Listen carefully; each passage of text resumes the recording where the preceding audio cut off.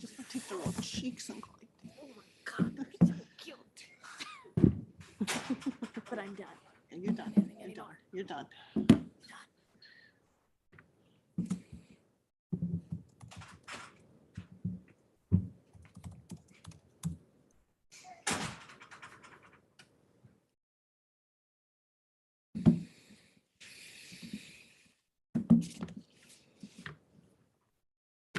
All right, so we'll get started and continue our meeting, and thank you all for being here, especially the little ones, because we love looking at the little ones. Next on the agenda is approval of last time's agenda, or this week's agenda, I should say. Could I have a motion to approve the agenda? So moved. Do I have a second? Second. Any discussion? All in favor? Aye. Aye. That carries 7-0. Minutes of the previous meeting. Could I have a motion to accept the minutes of a previous meeting? So moved. Do I have a Second. second? Any discussion? All in favor? Aye. Aye. That's a 7-0. Next is communications. Did anyone receive any communications? I think we all received one. Kudos to Mrs. Yes. Zeller Yes, at from Heritage? yes. Yes. Mrs. Z. Sorry. Other than that, I haven't received anything else. Anyone else? I actually received two. One was from an Eric Pulowski. He is a board member from Akron, and they are gathering data to see about putting on a student representative on their board. So we gave them some information. I said, feel free to call. And also, I don't know if everyone got the survey. Mary Diana had put out a community survey from the youth and alcohol and marijuana use. No, okay. It's a survey. I can forward it to you. Anything else? Okay. Next is open session. Any takers for open session? Do I need to read? Okay, good. She's too young. We can't accept her. Too little. Next is unfinished business, and we have none, and that takes us to the superintendent's report. Thank you, Mrs. Jason. I want to let you know that I did speak with the Akron superintendent Okay. about that email he sent forward about student representation, and I let him know our process for that. So, but before we begin tonight, we have some guests in the audience that we absolutely need to recognize for their efforts. On Wednesday, the 13th last week, our middle school was hosting a conference for custodians and service employees, and a gentleman fell ill during that time and went into cardiac arrest. And because of the quick actions and efforts of some of the people in this room tonight, we saved a life. They saved a life, and not only applied CPR and chest compressions, but also used our AED machine to bring this gentleman back. There was no pulse. He was not breathing, and his color went pretty gray. But through their efforts, they were able to regain a pulse and also, call the ambulance quickly. And this gentleman, he was in the hospital for a while, but I believe, according to Mr. Bailey, that he's out and doing all okay. But if it wasn't for their efforts, there really could have been a tragedy on the hands. So we wanted to really offer our a sweet home salute. And there are more people than Dave, Joe, and Ray that were involved. But this is we got a good report from Ron Farlio about their efforts, and really wanted to recognize Dave Klur, our head groundsman, Joe Howard, a groundsman, and Ray Bailey for their efforts in making us all proud, first of all. But I'm sure this gentleman, needless to say, would not be here without you today. So thank you for what you did, and we have certificates for you. I don't know if you would like to. I would just like to say one thing. You're watching sports on TV, and they're saying, "Oh, this guy is such a great hero to kids." Okay, you are the true heroes. To save a life is an amazing feeling, and you made a difference in somebody's life for the rest of their lives. So kudos to you. Yay. Now you get to come around.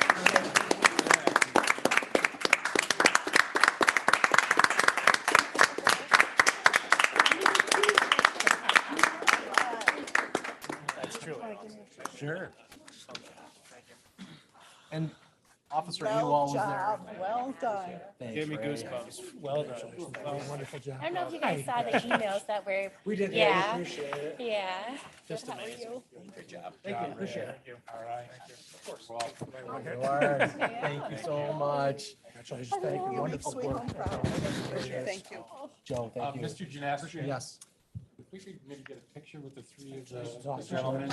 that would be great. And And what Mrs. about Jason. our? And Officer Awal was there too. Come on, you get to come out here too. Step back and watch. Say though, I've been emergency responder about 16 years now, and I've had a couple of CPR saves and not saves, but like 3 or 4% of CPR Come back. people actually make it. Yes. After they acted that quickly and got the ED on that fast, it's rare that they actually do save someone.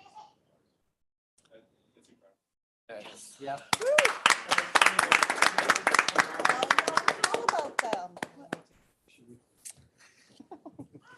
I will say, Those are I rules. talked to that gentleman superintendent and obviously he was grateful. Oh, just her. I thought we were doing the boards. No. I didn't Marianne. misunderstood the intent. Thank you.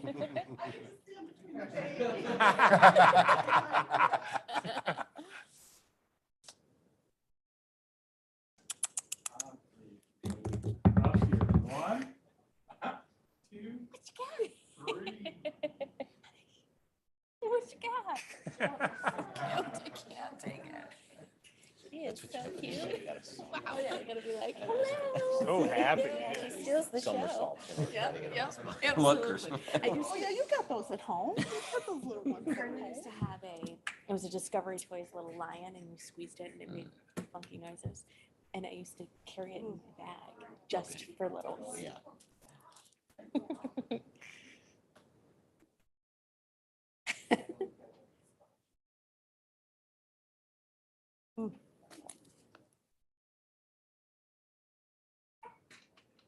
All right, go put those kids to bed. Yeah, it's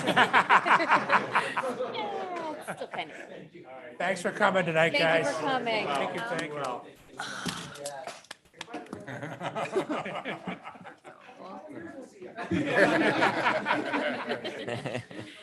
Thank you. Thank you. Able to share your. They're so little. That's awesome. And another one on the way. And Holly's having baby number Gotta two. go to Virgil's, right? Tomorrow? Tomorrow? Oh my gosh, tomorrow? And she's here tonight. Go home. Congratulations. Wow, Go home. congratulations. Congrats For being here. Wow. Came out of here, just kept She going. looks so good. So. Wait till about a year to So get like baby. trim. He's never sure she had like. Yeah, Yeah, yeah. yeah, I saw him on Easter. Say it's funny because he called me on lunch and he was looking for automotive parts for both mechanics. Yeah. And I was just talking about a small world, yeah. Thank you. Of course, thanks, Yeah, man. appreciate it. Hold on. Oh, you, give everybody a little.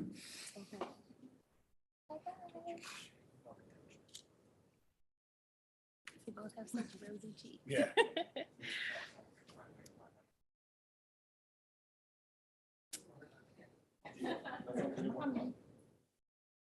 Hopefully, I will never get in trouble and have. Hey, Mr. Janowski, I'm gonna take it from over here. Hey, thank you. Take care. Did I everybody. Have a share, great night. Thank it's you. shared with you, right? Hey. I I got did it. make a couple edits, okay. Got it. All right.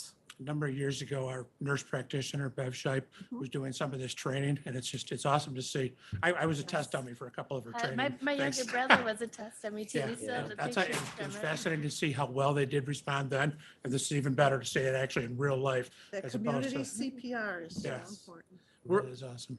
I'm sure a lot of you have done AED training. I remember going through it myself and it's a, when you open the machine, it basically gives you step-by-step It's dummy instructions and it is. It is. But I still remember the training having this block thinking, please never have to use this thing, never have to use this thing. So, their training kicked in and they saved a life. So. it was Yeah. great. A quick question connected to that. I know in our office, what I didn't realize is those machines they expire. There's elements of Yes. them. Yep. Is that We did something? that Oh, earlier yeah. this year, didn't we? Every year. So, Every year. so Mr. Liable, Yep. the nurses in each building or the department heads, in particular areas in the service center, we do, well, they do daily checks on the batteries, but they also double check to make sure that, we've got an inventory of the pads and things along those lines. So as they do expire, we do replace them. We were very fortunate. Assemblyperson Karen McMahon got us some bullet aid to fund new AEDs for us. And Ray didn't say anything tonight, but he had said that the new AEDs, like they talk you through everything. Yep. So, put this here, step away, here comes the shock, do it again. Yep. So it was really something. It was really something. Heroes. Very lucky.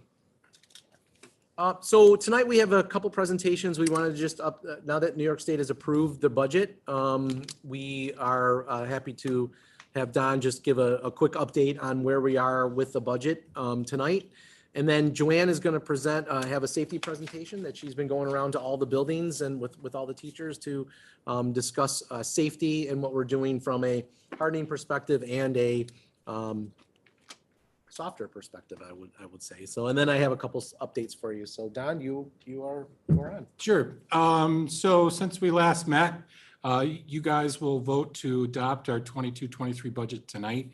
And we have one small update for you. When we met 2 weeks ago, I presented to you a balanced budget of $89,351,588, which was from budget year to budget year, a 3.99% increase. So, what's happened since, March 15th, really, that slide says, but was what got us to a point where we had a balanced budget. So we've seen a decrease of $240,000 in health insurance through the New York 44 Trust. We've decreased $100,000 in some salary lines. We've added 2 special education teachers into the budget. We've added $15,000 to buildings and grounds equipment. We've added $15,000 to transportation materials and supplies, and we've added $30,000 to our staff development budget for our DEI initiative. It's red, so it's hard to see up there, but we also added $150,000 to our capital outlay project to bring it to $250,000. The state budget was passed, I think, on April 7th or 8th, somewhere around there. And the increase of the capital outlay project didn't make it through. So it will remain at $100,000 for next year. So I've taken that delta, that $150,000 delta, and added it to $75,000 of it to elementary teacher salaries, $25,000 of it to elementary teacher aide salaries, and health insurance to $50,000. So here we sit tonight. We do have a balanced budget of $89,351,588. Again, a budget to budget increase of 3.99%. And then this is just kind of a snapshot of where we are in terms of tax rates. This has not changed since we last met on April the 5th. Again, we're using assessed values from this present year, 2021, with an Amherst equalization rate of 88% and a Tonawanda equalization rate of 33%. So on a $150,000 market value home in the town of Amherst, it would represent a $96 increase to a tax bill for 22-23 and a $95 tax bill increase on the Tonawanda side. So when we do hit the polls on May 17th from 7 a.m. to 9 p.m. right here in this room, we'll have the budget vote, straight budget vote, approval of the budget. We'll also have 2 additional propositions. The first, to elect 2 Board of Education members to 5-year terms expiring on June 30th, 2027. The terms of Mrs. Jason and Mrs. Battaglia expire in June. We have 4 candidates that are running for 2 seats. So the top two vote getters will get a new term, 5-year term that expires on June 30th, 2022. The second proposition, 2027, sorry. The second, it is 2022. The second proposition is centers around the Capital Reserve Fund that was established in 2017. So there'll be a proposition on the ballot to amend the purpose of the Capital Reserve Fund to allow for purchases of vehicles and equipment outside of a capital improvement project. And then will authorize the spending of an additional $500,000 out of that reserve to purchase said vehicles. All of these purchases would have a zero tax impact on our community. And this slide will show you kind of what we intend to purchase. We intend to purchase 3 Ford F-350 XL plow trucks, 4 Ford Transit high roof maintenance vans, 3 Ford Transit Connect vans, 1 for our mail courier and 2 for transportation, 1 Ford box truck for our informational technology department, and 1 John Deere 8800A terrain cut mower with a total expected expenditure of $499,300. What's a box truck? It's a van with a big box on the back of it. It's like a moving van type thing. And they use it to, Take supplies all over the place from school to school. The old bus is giving up the ghost. Yes. Most of these vehicles that we are replacing, as I said, the vehicles that we are replacing are vintage early 2000s, 2002, 2004. So again, it's to amend the Capital Reserve Fund, the purpose of it, to be able to purchase the vehicles as well as expend up to $500,000 on these vehicles. Again, zero tax impact on our community. So at this point, that would be the only change since we've last met, the capital outlay project. We do have a balanced budget, 89 million, a little over $89 million. And if you have any questions, I'd be happy to answer them at this point. What did you mean by moving those salary? I'm sorry, maybe you explained it, but I just didn't catch it. And with the change in the capital outlet not making through the budget process. So What do you mean by? I had, on April the 5th, I thought we were going to get to a capital outlay project of $250,000. So normally it's $100,000. So there's a delta now that it moves back to $100,000. There's $150,000 in the budget that I can't use for a capital outlay project. Oh, So I took that $150,000, put 75 of it in elementary teacher salaries, 25 of it in teacher aides, and 50 of it in health insurance. Yeah, I follow now. Okay? Any other questions? Two questions. One is on the proposal that for the election. Do we authorize that, like the term and all that every year, or is that set in law? Or is that, because I know different districts have, and I'm not suggesting we change the terms. I'm just asking. Changing the term has to go to the voters, doesn't it? Correct. I would have to go to the voters, but that would be something that you would recommend, and it would be. Okay, I just wanted to make sure because it was up here as almost like as a proposition, but it's not a proposition. What you were talking about is it's the election actually is what we're saying is Correct. happening on it. Yeah, the technical. I just want to make sure. Okay. Secondly is on the going forward, or just on. I have not ever seen, and I don't know if there's any value to this, but I guess I'm asking the question here of what was budgeted versus what was actually the variance from year to year. I know we have I've seen the appropriations report, but it really never, are there, is that something we should be looking at? In terms of like, if, the appropriations report, if we go over something or under, or, what does that, I know there's a process for approval, but So it's, give me some insight into that. I'm not sure exactly what your question is, but it's something that my office looks at when we do establish the budget. If, let's just say, I'll use buildings and grounds as an example. If in a buildings and grounds equipment line, we have an equipment line, a $10,000 budget line, okay? And Steve Rosser comes to me and says, I want to buy $10,500 worth of equipment. If he were to go into our financial management system, WinCap, it wouldn't allow him to do it because there's not enough money in there. So we'd have to do some sort of a budget transfer, an interdepartmental budget transfer to help him in those respects. But we look closely at, during the budget process, where we are in terms of spending and tweak one way or another.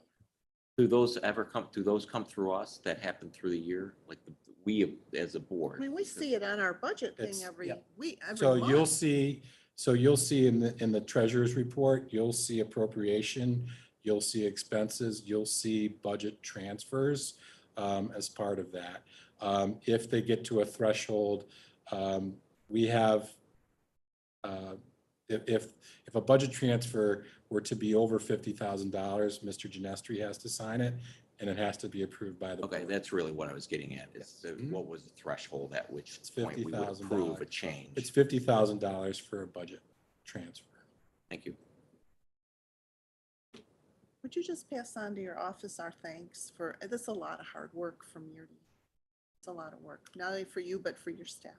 Well, thank you. I appreciate that. Again, I think that we presented a budget that maintains all of our programming. It's adding to staffing in areas that we need help in, special education, things along those lines, and is fiscally responsible in a time where inflation is at almost 5%. Budget's less than that, so I think it's good.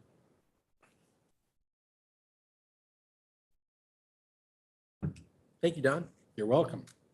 And we, as promised, we would like Joanne to present on safety initiatives, and also Dave Awal, our SRO, is here to present with her so they can do a co-presentation. And thank you, Dave, for sticking around and being here, because we really can't have a safety discussion without you. So it's all good. So thanks for being here. Right. Dave and I have been on the circuit. We've gone to all of our buildings over this spring, presenting to all of the buildings. We have our last building in next month at Willow Ridge. But we've been out sharing our message about where we are in terms of district safety and our initiatives. And I can't thank Dave enough for always being available and present and helping, whether it's in the moment dealing with issues that we're dealing with in terms of safety within the district, but also helping send messages and reinforcing supports throughout the district. I know in his short period of time here at Sweet Home, he's come to be very respected and sought after in the district. So when I called him and said, would you care one more time? I know we've done this several times now, but to come and present to the board, he was of course amenable to and agreeable to being here tonight. Lieutenant John Klein from the Amherst PD was also going to be here this evening, and unfortunately he couldn't make it this evening. But he's new to his role in supervising the SROs at APD, and he's also a Sweet Home alum. So he was looking forward to being here tonight and being back in some of these rooms that he hasn't been in many years. So it's been fun. But Dave, thank you again for being here. So we've been, I also want to, thank Tonawanda PD. As you know, Glendale sits in the Tonawanda jurisdiction, as well as the Ready Academy. So in the Tonawanda PD, we work with Amanda Tabor and Joe Kazmarek. But for the most part, our work has been supported by Amherst PD. So when we've gone out, our reminder, of course, to all staff that safety is our priority. And we're the Sweet Home as a community, we're very committed to keeping our learning environment safe for all of our students and staff. And the big idea is that situational awareness, that no matter where we are, whether it's in school, whether it's at work, your place of worship, the mall, the grocery store, wherever you might be, that situational awareness is pretty key to safety. Always knowing where you are and paying attention to your surroundings, so that you can respond if you ever need to respond. Unfortunately, people need to respond wherever they might be these days. So if you wouldn't mind advancing the slide. What we wanted to do too is kind of take a little bit of a walk down memory lane for a little bit in terms of the last 3 or 4 years to remind us where we've been and where we're going. So if you'll recall back in 2018-19, we had Don Chomet, a national safety expert, come in and do vulnerability assessments of all of our buildings. And he focused on arrival and dismissal and visitor protocol, high traffic areas like the cafeteria. He focused on staff engagement, understanding of safety roles. He focused on he witnessed our lockdowns and evacuation drills. He took a look at our building designs. There's a whole concept of CPTEDS, which is crime prevention through environmental design. So he looked at the design of our buildings and our entryways and exits, and looked at ideas for hardening our facilities. So as a result, in the next slide, as a result of his review, he shared with us some his key safety concepts. And his big ideas revolve around preventing, delaying, and minimizing harm or any type of violence against a school. And his key concepts, the number one concept is increasing engagement. To improve the climate and culture, that we have to understand and be aware of our surroundings, and that the people, our human resources, our human capital are the number one asset in preventing violence. And it requires all hands on deck. It requires all of us to be part of the solution. It's never going to rest in the hands of just a couple people. You can't just one person at the head of the building, or you just somebody in district office, that kind of a thing. It takes all of us. He focused on the concepts of surveillance and supervision, which are the ability to see things. And we survey things through, whether it's through cameras or people being able to observe and being in positions where they can observe, and having enough supervision in all areas, trying to avoid blind spots. Focusing on interior access control, which is the ability to delay or deny access to your buildings. And as you know, we have a systems access throughout the district, and the ability to shut down access or open access up to whoever we choose. Got lost. There we are.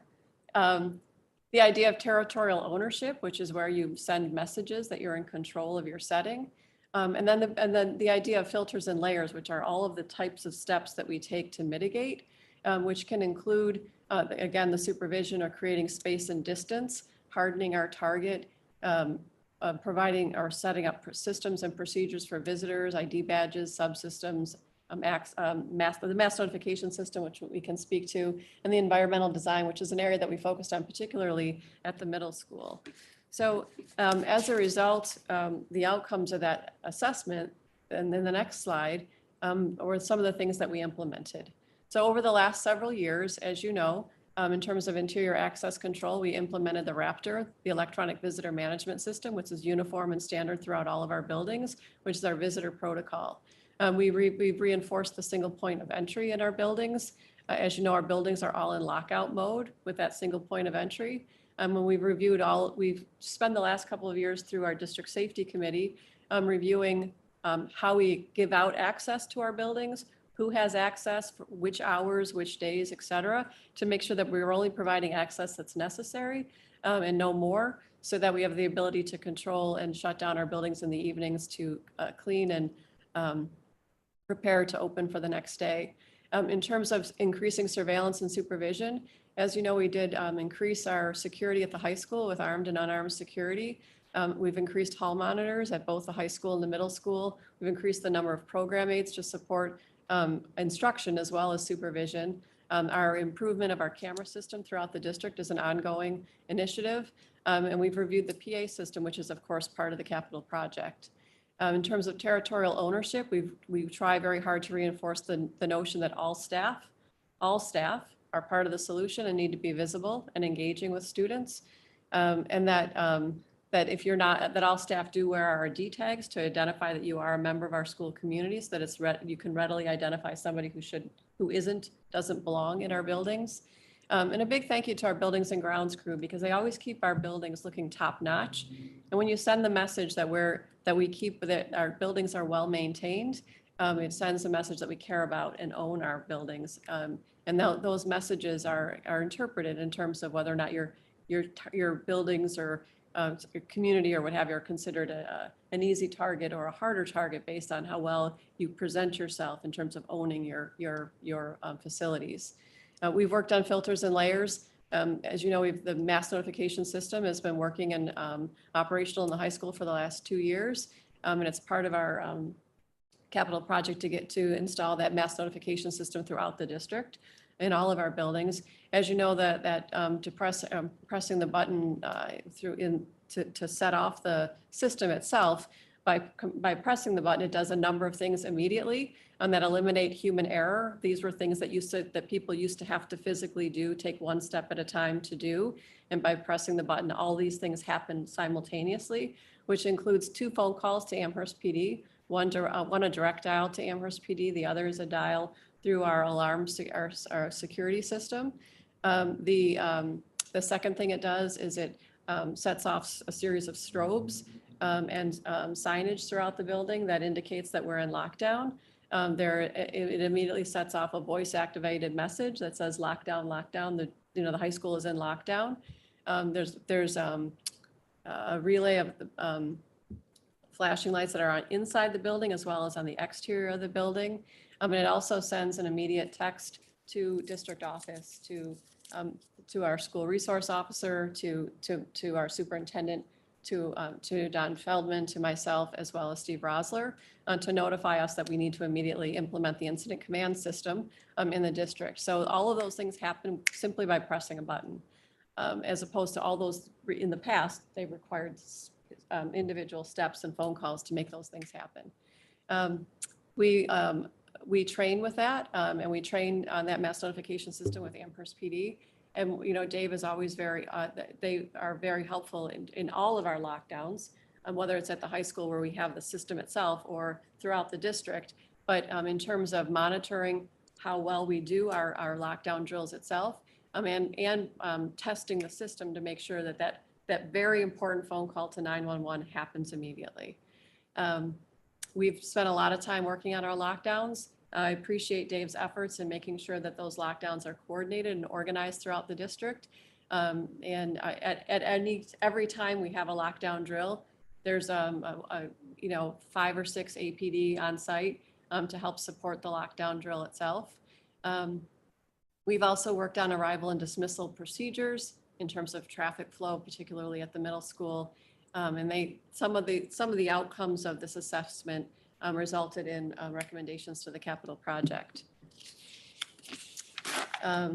We reiterate, sorry. Okay.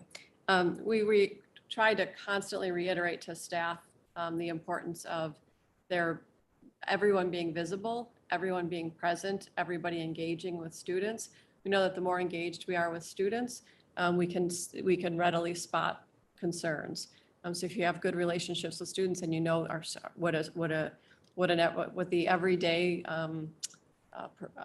how students present regularly on a daily basis, you can more readily identify indicators of concern, and that whole piece of being part of the solution. We talked to staff about the importance of understanding that you practice whatever you practice, you become good at. So that repetition and practice when it comes to safety drills, that muscle memory, that what you practice, you become better at. In terms of the emergency preparedness, we've discussed many of these already, but just for the board's awareness, in terms of where we are behind the scenes, that we've put all of our safety plans, they're all accessible electronically for all of our for our cabinet. We've revised our district and building safety plans to conform with the incident command structure and developed executive summaries for our buildings so that they've got quick access to that information on their phones. And we've standardized resources over the years as well in terms of safety materials and sub packets. And we were working on tabletop drills with our administrative team and our building safety teams. And then in the next slide, we were moving very quickly in this direction, and then COVID hit, of course. And then our priority shifted, and the shift was about safety related to COVID. We modified our drills, which we did because we had to. We're pleased to share. And Dave, I don't know if you want to share how our transition now since COVID with regard to drills. Moving back to pre-COVID. So the main difference for a lockdown drill is during COVID, everyone had to stay at their desk to their distance and had their mask on, and they weren't hiding. Now, like in high school, there's a pink X on every wall, so everyone knows, go to the X, so you're not visible doorway or from the windows, and they're all congregating and hiding in a group. So that was something, especially in like the elementary schools, there was 2 years where the kids who had never ever done one. And so it's important, especially at that age group, to learn the right way situation. People are loud and chaotic. It's muscle memory. So we were happy to get that going back again the right way, so people are correct procedures. Yeah. Are drills announced or are they like surprise drills? So lockdown drills are always announced as a drill, but just prior to it. So we wouldn't announce tomorrow there's going to be a lockdown drill, but prior to the actual running of the execution of the drill, it would be announced as a drill to avoid a panic. Yeah, I was listening to an NPR segment recently where there's this push to have surprise drills so that it's situationally more exact, and obviously there's a lot of reasons why people are pushing back against Yeah. that. So, I think it creates some unnecessary panic. and unnecessary trauma, I think. Yeah, for sure. Agreed. The other things we've been doing over the last, since COVID in particular, not that we weren't looking at this prior to, but a piece of safety is in making sure that that we're all mentally well, right? So in terms of responding to mental health issues and social emotional needs of our kids, as you know, the board has approved and we've added crisis counselors over the years, social workers. We've increased our school psychologists. We've offered, as you know, Ann Nowak is readily pushing out professional development or training or awareness on mental health issues, and increase those offerings for our staff as well. On the horizon, but now more near, it's more close to home, is the opening of our Northwest Amherst Community Center to support our families in need. And in addition, the DEI committee and the work that we're beginning and launching with regard to the state ed framework that speaks specifically to student wellness. So we've got a number of pieces in the works and continuing to address matters that ultimately support school safety by keeping our team safe and well. The other things, as you know, through the capital project, one of our concerns right now, of course, as you know, the PA systems are not up to par in terms of where we'd like them to be. They're an older system. And so there's areas where, they're not clearly working. So through the capital project, we're pleased to be at close to a point where our PA systems will be fully operational throughout all of our buildings, which will also improve our mass notification system, which is built on the PA system as well. But we are, as you know, going to install the mass notification system throughout the building over the next 2 summers. The reinforced glass will be installed at all main entrances this summer, I believe. And we continue through our capital outlay projects to, work on our door hardware to improve safety through being able to lock our doors safely throughout the building, the older doors being replaced, et cetera. And Dave, did you want to speak to some of the training that we've done? Yep. So we brought Don Chomet back a few times this year. This was the assessment progress threat assessment training. So all the principals, counselors, administrators from the entire district were able to come split over 2 days.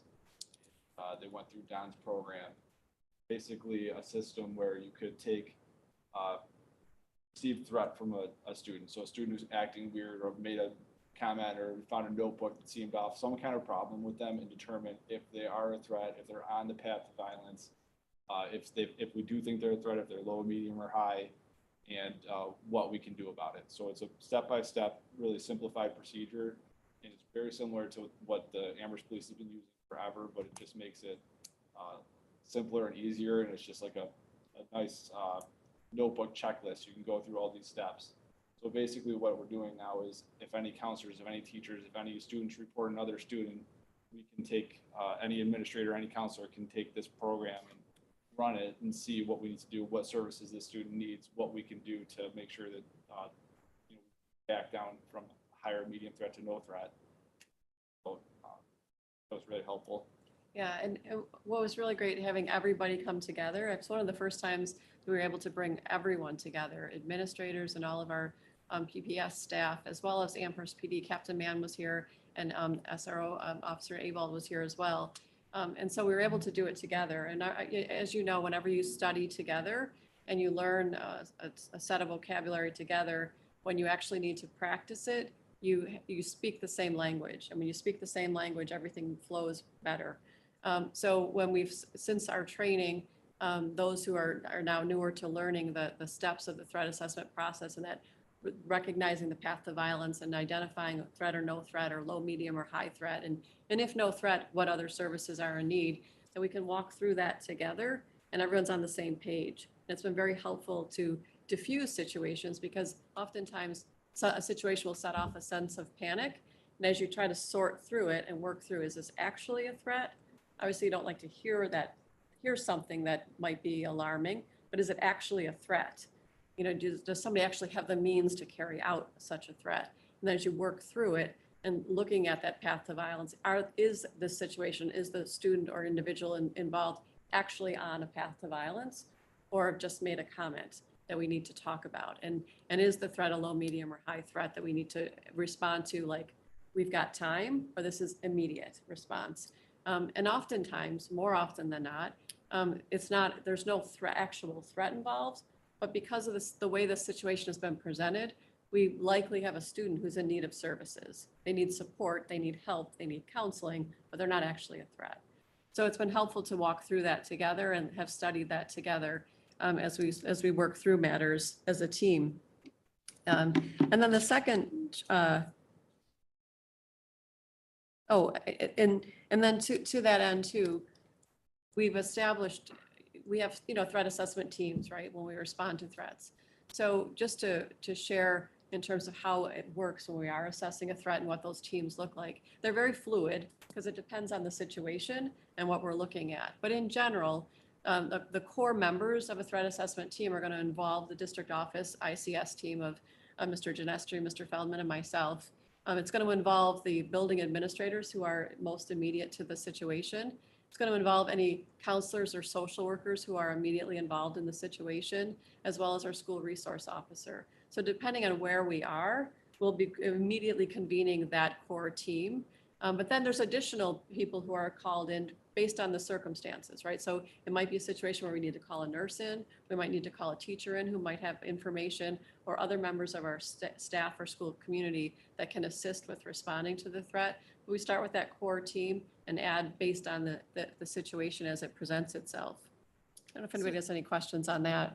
So these teams are different than our emergency response teams that are made up of the school nurse and the administrator and some teachers and staff if somebody were to collapse in their building. This is different.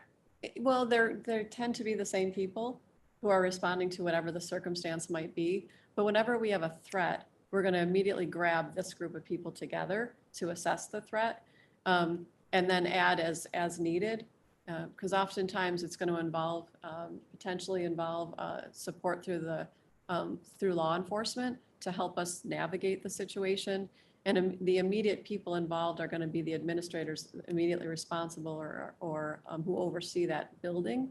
And then adding as needed. But Ms. Battaglia, the idea of the emergency response team, it's often the same players because you're going to see the same people involved with the nurse and teachers who might be free that period and who are available to respond to a scene, as well as the administrators and counselors in a building. So they're often very similar. And it's very fluid, right? Because these things happen in the moment. It's not planned. And in that moment, you convene those who are available and those who are most vested in or closest to the situation. And then the second training, Dave, did you want to speak to the second training too? Sure.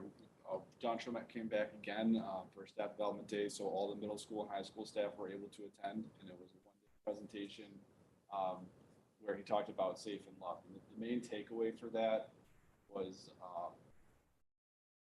to look for signs of trouble, look for anything off, and if you see it, then alert somebody who's been through his previous training. But also, it's to engage with the students was the biggest part. So the idea that like a student should be told hello or good morning 3 times before they make homeroom, like on the bus, at the front door, at homeroom, there should be just staff engaging with everybody so that you know that there's something different with this kid from today than yesterday.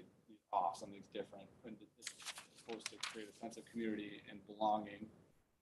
So gave a lot of good tips about what to look for and how to engage with the students and some red flags to watch out for. Helpful for the staff. And then we, at that time, we we're also able to share with the staff the work we had done with our threat assessment training. So I think people when you're focused on your own work, it's helpful to know that people behind the scenes are focusing on safety. So while you're a part of the solution as well, to know that this work is going on behind the scenes to support you. So we were able to share some of the work that we've been doing with the threat assessment training and what have you. The response was overwhelming. We did a survey after in terms of how people felt about the training itself. I mean, and everything can always be improved, and there's things that any individual people might look for different things in a training. But the overall sense was that it was very helpful to have very clear, specific guidance on steps that you could help break it down, like those chunks of information on what to do next, kind of a thing. That those strategies were very helpful.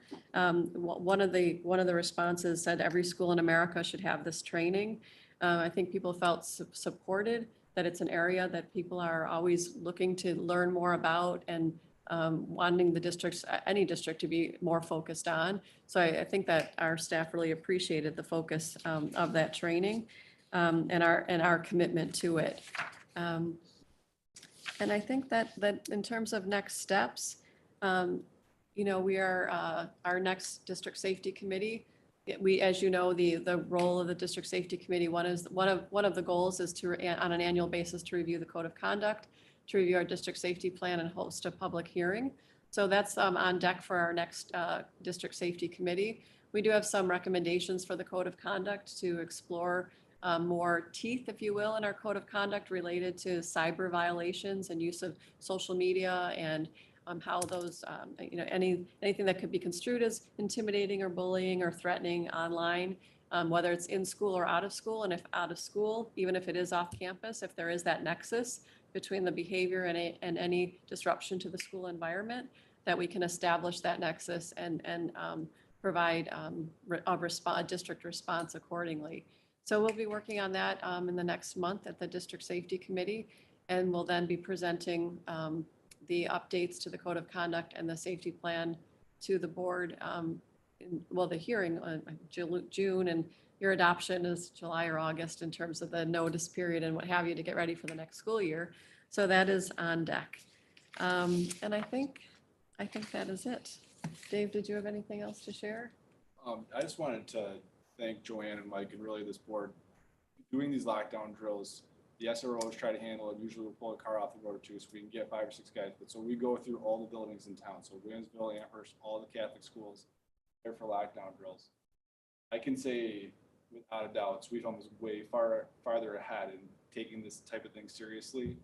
Some of the schools just aren't doing things like trainings. They're not doing things like the blue lights and the panic buttons, and like those are big steps that I think are really important. And I think make my job easier. And I just wanted to let you guys know that I think you're on the right track, and the police department appreciates it. I'm sure you guys are going to continue doing it, but there's definitely, it's not all school districts, not all schools are equal. And there's definitely a lot of hard work going on here to make this a safe place. So just wanted you all to know that. I have a quick question actually for you, Mr. Genestri. Today we were actually we met with Mr. Perry, and we were talking about how some of the situations that we've seen over the past year have been beyond our district. They're like inter-district interactions, if you will. And we talked a little bit about, and this is something that we're seeing, I think, across the nation, as far as I'm aware of, post-COVID kind of increases in violence on schools and school campuses. And we were talking about if, because I know that you've been working closely with some other superintendents over the past couple months, if like maybe there could, like, I don't know who to take this to, but like a Western New York kind of cooperative response to like how all of our districts are going to be kind of looking at this and cooperating with each other and developing like a plan towards kind of taking this head on? So, no, that's a great point. And very grateful that, first of all, our Erie One partners get together at least once a month.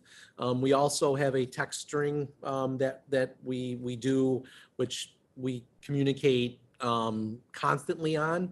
And part of my role is to build relationships with not only our neighbors, but with all the 19 component districts in Erie One. So when an incident like that happens, as a matter of fact, we had an incident last Friday.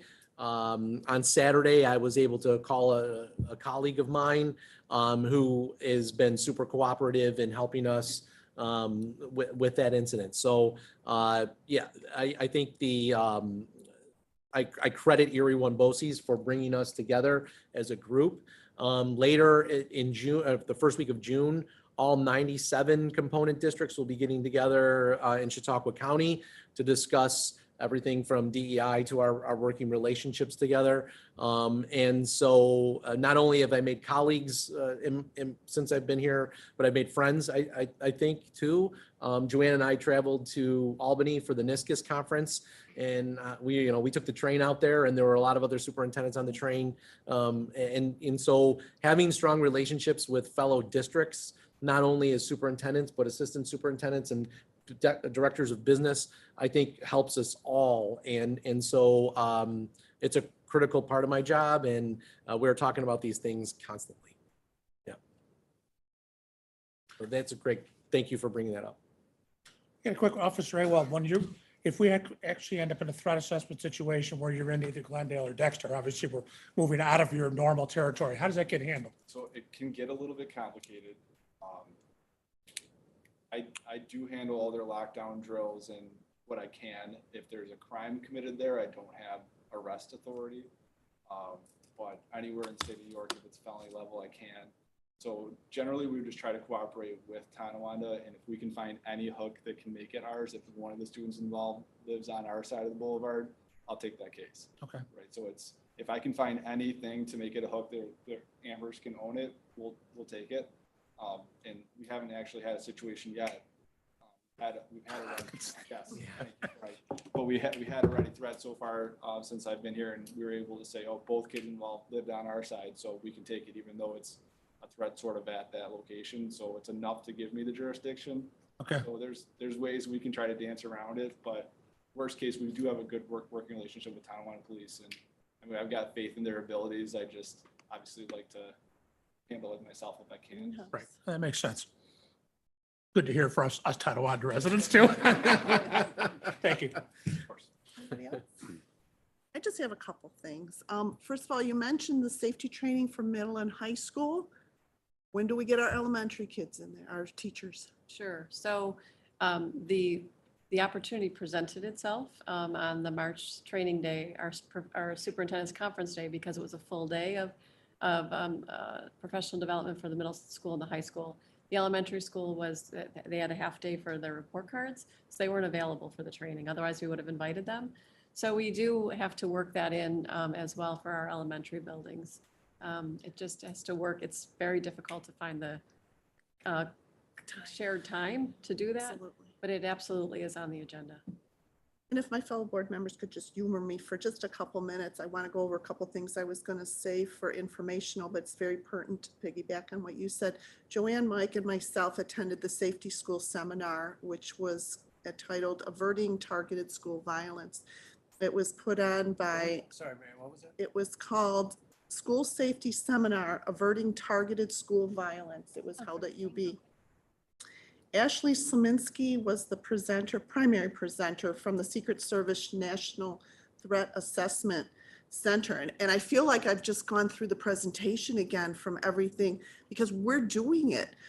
They mentioned the proactive approach, which absolutely intervene before a problem happens. It's not meant to be a criminal or disciplinary process, does not involve zero tolerance, and does not replace student support programs, which supports everything you just said. They talked about motives. They said half was related to bullying. And they did mention that they do offer cyberbullying, and I'm wondering if something we can partake of, because I think our parents, our students could really make use of that. They said, and I'm glad you're still here, officer, half the attacks the SROs were on duty. For over half of these, SROs were on duty within 1 minute. They talked about a reporting mechanism in Wisconsin, a speak up and speak out. But New York State does not have such a program, but they were quick to mention that teachers report very quickly if they have a concern. Who's the best people to really do the reporting? The students.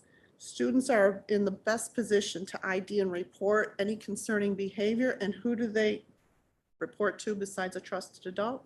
Our SRO. So valuable resource you are. Let's see, this stuck in my head. Security isn't about hardening the building. It's about having connections with, trusted adults. We hear a lot about, should we install metal detectors and this and that? It's the human factor that's involved. So what you're doing is just so supportive to our kids, our staff, to help them feel safe. So thank you both for the hard work. I know it's a group effort, For sure. but you're kind of spearheading it. So thank you. Anybody else? Right, thank you. Thank you very much. And thank you again to Officer Awald for his time tonight. I always appreciate you. Thank you. Thank you for taking the time. Thanks. Thank you. Take care.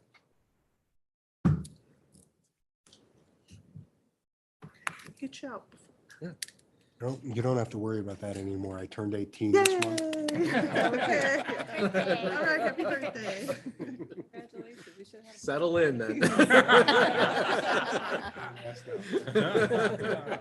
You probably thought, oh, I shouldn't have said anything. So I have a couple of updates for the board. We're really excited. We found out yesterday that from Mr. Morrow that Sweet Home was once again named the 2022 Best Communities for Music Education. We found out yesterday. So, we would like to have the music department at a future board meeting just to kind of be recognized. But for our purposes, the Best Communities for Music Education Award is a signature program of the National Association of Music Merchants Foundation that recognizes and celebrates school districts and schools for their support and commitment to music education and efforts to ensure access to music for all students as part of a well-rounded education. We've seen the musical, we've seen lots of concerts this year, which has been great, and more attendance at the concerts because of the restrictions being pulled back. So just huge kudos to our music department for battling through a very tough time. Music probably is one of the programs that, during the COVID times took the biggest hit. And so to see that they're doing this and bringing it all back is just kudos to everyone in that department. So want to let the board know we found out yesterday, and congratulations to Mr. Morrow and all our music teachers. Also found out yesterday that we are in the presence of a member of the National Technical Honor Society. Roman and several of his classmates were named by Erie One BOCES as recently named the following Sweet Home students the National Technical Honor Society. So Maria, and I'm gonna try and say her last name, Alkatifi, Samantha Ascioto, Stephanie Brown, Noah Burmeyer, Viviana Davalia, Roman Hain, Timothy Palka, Cole Stang, and Maya Wojcicki. Congratulations on being named to the National Technical Honor Society. Part of that, to be named in that, you have to maintain an 85% average at Sweet Home and a 90% average in your CTE program. You also have to submit letters of recommendation, undergo a formal interview, present a career portfolio before a National Technical Honor Society committee. So, Roman, I don't know if you have any comments on it, but Congratulations. Thank you. Congratulations. It's awesome. Nice. Will they have different courts at graduation? They did in my old, I'm not sure about Sweet Home, but I have seen the chords at graduation for National Technical Honor Society. So you may have different chords too. You had to present a portfolio of some sort? Yeah. I'm just curious, can you give us a 2-minute overview? 1-minute overview? Like, is it technical of some, It was kind of a blur because I applied during one of the COVID years, so it wasn't as in-depth as normal years, but we had to get our transcripts, we had to get letters of recommendation, and we had to interview to get into these specific programs, which was a process, but it turned out for the best for me. Thank you. Could we maybe have those kids Yes, come here? Sure. So we can say congratulations to them. That's a big Yes. honor. And we're progressing with our 3 administrative searches. So the 7 candidates in the Glendale principal search are moving to committee tomorrow, I think. And then on April 28th, the finalists will meet with constituency groups at Glendale from noon to 5. Finalists will interview with our central office staff, and then we would like to present a final candidate to you by the May voting session. Our Director of Human Resource process, that interviews took place today in the committee round. Also, we are planning to have finalists go in front of the central office staff, and we'll also present a candidate to you at the board voting session. And finally, our Assistant Superintendent for Curriculum Instruction position, we had 34 applicants, 14 candidates will be screened on the 25th in the first round. Then we'll make a determination there who will go to a committee round. After committee, we're going to ask the finalists to make a presentation before our DEI committee and all the stakeholder groups that are in that committee. Then we would like to bring a finalist or two to the board in an executive session by the June voting meeting. So the board can, in that executive session, interview and ask questions of a candidate or two. If we're struggling, we'd love to have your input on that as well. Just to clarify, the presentation before the DEI committee is just similar to the presentations being made to the stakeholder committee groups. Like the DEI committee doesn't have any kind of decision-making or rating process. It's just another way of talking with the community. No, well, I actually would value their input because there's so many, we have parents, we have community members, we have students, we have board members, we have administrators on that committee. So we were thinking of at least 2 to 3 candidates presenting, and we would, in moving forward with our goal of equity and inclusion, we definitely would like input because this is a very high level position in the district. And so to have parents and community members provide us feedback and input on the candidates is definitely something that, we will value. Do we have teachers on DEI? Yes, and teachers. Yes, of course. Yep. I know that you were trying to get everybody, but I was like, wait. Yes, sorry, yes. Yep. Sorry. Service employees are there Oh, too. good. Yep. Okay. So with that amount of representation, we think through the lens of equity, inclusion, and moving forward, because that position is going to be responsible for that, we would definitely value the input. So it's similar to at the Glendale committee of stakeholders at that group. It would be kind of a similar process. That's what right? we're envisioning, yeah.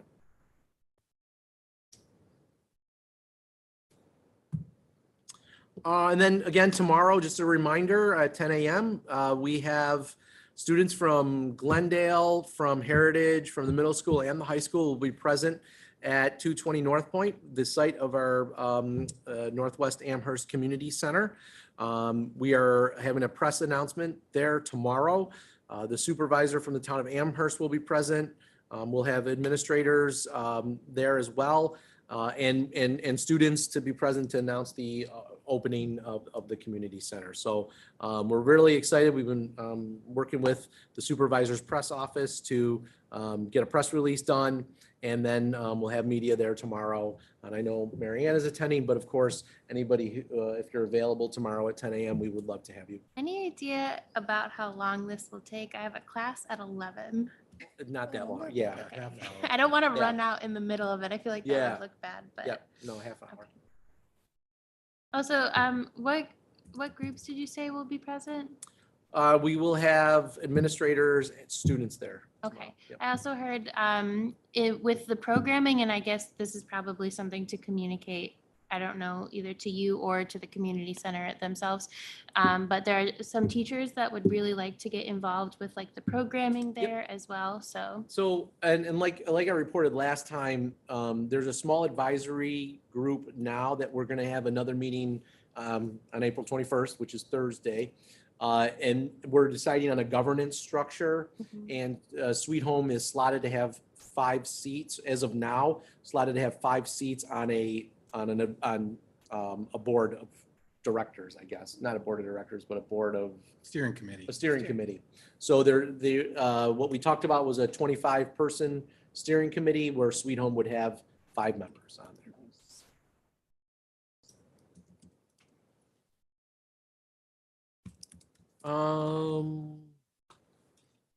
That's an old slide. I apologize. So the last one, the high school administration is currently in the middle of a survey. Roman, if you could encourage our senior class to complete the survey. We had as of this morning, we had 90 respondents about where they would like graduation this year. And it's a pretty mixed result so far. It's pretty even, actually.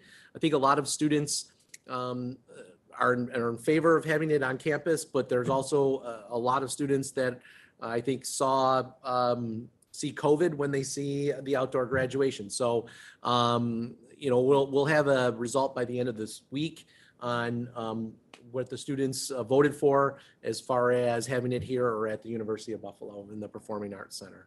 And so I'll get that information to you, the results of the survey. So, any help, Roman, that you could. I'll do my best. I know 90 is good, but that's about a third of the class, and we would definitely like more. So, and that's what I have for this time. Anybody have any questions? could that be something that's put on the morning announcements? Sure. I read those every morning. Well, it was, the survey was announced today, I believe. I talked to Mr. Perry, and that was announced on the announcements, but I don't know. And they did a They did a thing broadcast. on Schoology as well, where Yeah. the seniors could reach it and fill it out, so. Thank you. All right. So under upcoming events, it only stops at April 19th. It's in mine. So I know there's more things happening. Friday, there's a meat raffle at Yes. St. Leo's. How you doing with help? Do you need more help? No, I'm good. Good, okay. Anything else we should mention for activities? I don't wanna miss out anything. I apologize that there's not more on there, but I know we're also planning a homecoming week with the culmination on May 6th. We talked about it last meeting of the football game, flag football game. And there will be a dance that weekend as well, that night, I think. Or Saturday night. Yeah, the Yep. night after the Yep. game. So, and then we will have a community day with food trucks and bounce house. and Yeah, that so sort of thing. Mrs. Myers' business class is working on kind of putting things together for us. Right now, they've got 3 food trucks lined up. They're looking to do one more. We'll have bounce houses and obstacle courses, things like that. We'll have a tent. We'll invite PTA groups to kind of do their thing and sell their stuff. And Mr. Genestri says he's going to cook hot dogs. That's Friday evening they're doing this? Friday evening. There's a girls softball game at 5:00. Budget hearing? Flag football is at 7:30 under the lights. So it's going to be pretty cool. Couple of other things I want to mention was May 3rd is our study session as well as our budget hearing and meet the candidates. All right, that takes us to new business. Could I have a consent agenda for A through K? So moved. Do I have a second? Second. All right, let's have some discussion. A is our budget adoption. Any additional questions? And that includes our Proposition 3 and Capital Improvement Reserve Fund Amendment. B is our special education, which I had to look twice because it was only 11 pages today. I finished it Roughly today. 200 and something last month. Yeah, I finished it the day 11 I got it. I've pages. never done that. I'm like, what the heck? Wow, thank you. I needed the break. C is our monthly financials. Any questions? Marianne, are we voting on item L separately? Or did you intend to? Oh, no, is there, I'm sorry, on mine, no, we need to keep, I'm sorry, completely missed L. So that, let's go back to, let's do this again, because we can vote on it separately, I Yeah, we guess, can. since it's outside of it Yeah, I just don't want anyway. us to lose Okay, track of it. Okay, rather than mess with that. Next, D is, thank you, Josh, disposal of obsolete property. What did we have? Two It was like things over at scanners. transportation, scanning, but scanners. I didn't know if there was anything from the kitchen. No. Nothing. Okay, scanners. All right, E is bids. That includes our commercial printing calendar, envelopes, forms, specialty paper, office supplies, arts and crafts, and that also includes athletic uniforms. Any questions? F is request for proposal athletic trainer. Okay. G is before and after school program. And we are moving from what to what? on Called that? the YMCA to Just for Kids. Okay. Thank you. H is our revised policy, second reading.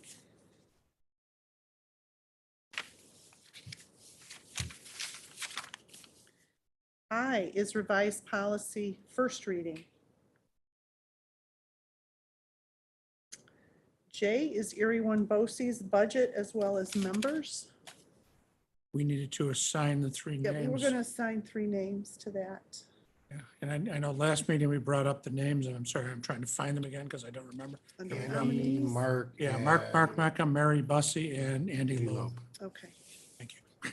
everybody good with that? K is our annual district vote, includes our chief election inspector and inspectors of the election under K. Any questions?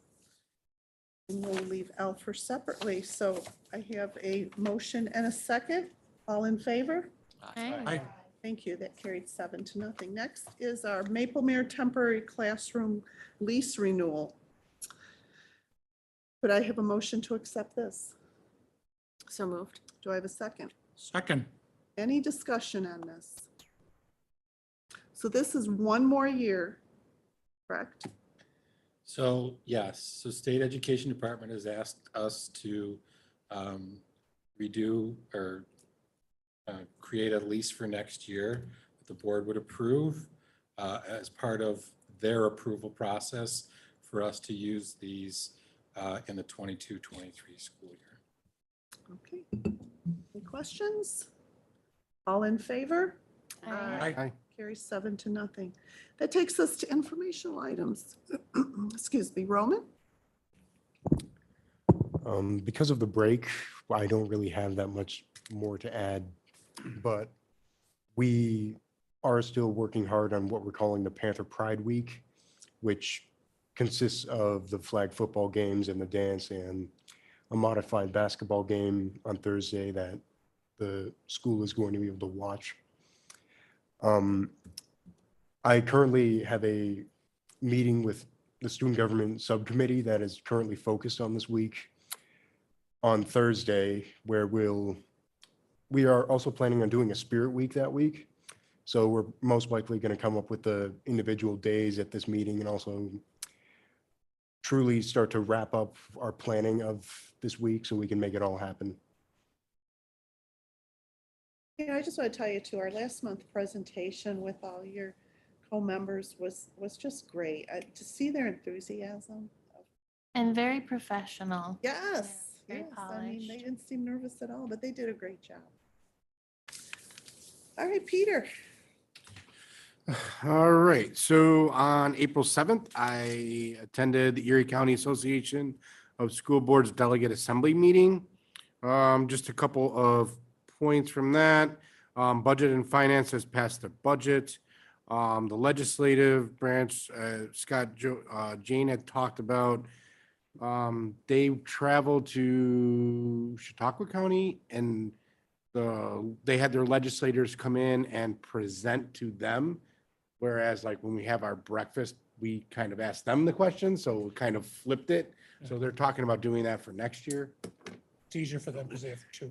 Right. I obviously I know that, but it was a chance for the legislators to present to the school board members of what they were doing during their session and what they accomplished and what they wanted to do for the upcoming session, as opposed to us telling them what we wanted them to do. So that was an idea that be thought for next year. The awards dinner is June 9th, and I think Dave's been sending out winners this week, and so you want tickets for that, let me know. I can or contact Dave at the office. Mary Bussey, who is the chairperson of the nomination committee, presented the candidates for the executive board for next year. She had also recommended that we move our spring delegate assembly and the nomination committee to after the elections. It just gives the committee a better chance because some of the nominees are up for election. So it gives the committee a better chance to have a second, just in case someone loses an election, then they have somebody before they nominate, because it's easier to find somebody before the nominations happen than is find somebody after the nominations and the vote. And then Dave did put out the 2023 calendar. So I do have copies of that. If you want one, let me know. Glendale, we have a PTA meeting tomorrow night. And on May 14th, the Sweet Home Baseball Program is holding a meat raffle. So if you're interested in that, let me know. That's all I Okay, got. thank you. Scott? Just one quick thing. Kaylee and I, as she already mentioned, met with the principal of the high school, Mr. Perry, this morning. We had an hour. We ended up taking an hour and a half of his time, but I think we had a great conversation. We talked about a whole bunch of different things, and it was well worth our time and effort. So. Great, thank you. Kaylee? Yeah, so I was at that meeting and talked about a lot of the cool visions that Mr. Perry has for programs at the high school. Also, every time I end up meeting with Mr. Perry, we just we go dramatically over time for our window, just talking about all Surprising. just all sorts of interesting things come up. I also was at the PTSA meeting for the high school on April 7th. They have raised over $6,000 this year alone, which is more money than I think they've raised in many, many years. They've been doing really well. They raised $3,000 at the craft fair alone. So they're very excited. They should be really proud. If anyone's watching, you should be really proud of the work that you're doing. They've got some big plans for upcoming years. They're working out the kinks for a Mother's Day plant sale. Yeah, and they're just kind of starting to get ready to move into their the Dollars for Scholars scholarship season. So I think the prompts for those went out already. So be on the lookout. Get your applications in, all of them. Yeah, we're well past that time, so they're All right. Well, I hope you did that, folks. Okay, thank you, Kaylee. Our world traveler. Let's Yeah, see so what I've been Kaylee- traveling for the last 2 weeks, so I don't have anything. Thank you, though. Okay, travel. Brian? Yeah, the one thing I did was attend the Willow Ridge PTO meeting 2 weeks, not last week, the week before. And their big focus or event right now is just the, I shouldn't say just, but the teacher appreciation. One other thing that came out of that is just they were asking about the school calendar and kind of finalization and in, you know, when that would be, I wasn't For sure. next year's activities, you mean? And connect it with that, I did get some inquiries as to why vacation this year, it seemed it was before the Easter holiday as opposed to after. It seemed like my impression was more people favor it after. I don't know, you know, I'm not sure if testing had to do with that, but I thought that was the reason. Typically, it's testing. You know, I wasn't here last year, but usually you follow the Erie One calendar that comes out, and then you make modifications based on what your district needs are. But usually, you like to have the kids back for a week before you start testing because a lot of prep is going on this week. And that's, you know, my thought was, it's hard to, right, we put it off a week, then you get feedback that, you know, Right. kids are going back and they're testing right away, so, Right. you know, you can't win. That's it. And I have nothing. I Okay, it was great. spoke on the last, It was the great. last one. I missed last week, so I did want to say I did have a sit down with Mr. Smorrow, at an hour and a half conversation with him. Heritage had their PTA meeting last night. They talked about a skating party, which was a huge success, 181 skaters. Wow. Yeah, and that's not including the parents. That's know, like standing more around. than That's half of huge. the kids at the huge. school, isn't it? They mentioned they're getting ready for on April 26th and 27th, it's math assessments, and the color dash is June 3rd, so I'm going to try and attend that. And again, the safety school seminar that I attended at UB. And that's it. I actually had one more thing. I talked a little bit about it with Mr. Johnson, but what were they called? Board forums? Or Yeah, meet the forums, board? yeah. I heard about this, where the board, before COVID, the board would meet with different like groups, kind of like how we had our moving board meeting, but less official of a board meeting. It just sounded like a nice practice to kind of make ourselves available to our community. I haven't been to one, so I don't know if you guys can It was- attest to how it worked. Initially, it was pretty good. We got a pretty good turnout. It did start to dwindle down. That's why we, kind of decided to go to the schools, but we would have the service group, the teachers, the kids. It may be worth a try to get back I mean, into it especially again. post-COVID, it Right, might be a good worth thing, and trying it again. it might dwindle away again, but then you could do another 2 years and bring it back. Bring But it back. it just seemed like it might be a nice way to kind of make ourselves accessible to the Available to community. them. And Yes. especially, I was talking this morning, we have a lot of, we have new board members, we have new administrators, we have a new superintendent, to bring back some of these like practices of kind of getting together as a community could be nice. So Could be something to think about, Okay. starting in September. Yeah.